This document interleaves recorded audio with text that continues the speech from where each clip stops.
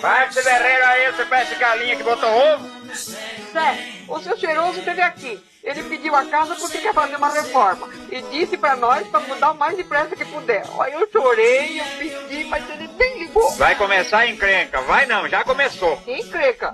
O seu cheiroso, ele descobriu que o Antenor tá namorando a filha dele, Dona Laura, e tirou ele da charrete e botou na mangueira limpando estrume de vaca, só pra desmoralizar. Intriga, Zé. Imagine se a Dona Laura, uma moça rica, que sabe ensinar a ler e escrever, vai dar bola pro Antenor. Pois ela deu a bola pra ele. Ele tá apaixonado. Mas se isso é verdade, a gente precisa dar um jeito, né? Precisa arranjar as coisas. Arranjar as coisas, que jeito? Se a menina já enrabichou nele, eu não vou meter a mão em cumbuca não, mulher. Que diabo de cara é essa? Tô bonita assim pra ir pra cidade?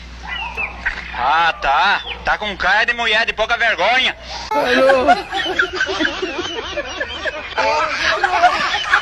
Alô? Olá, garoto!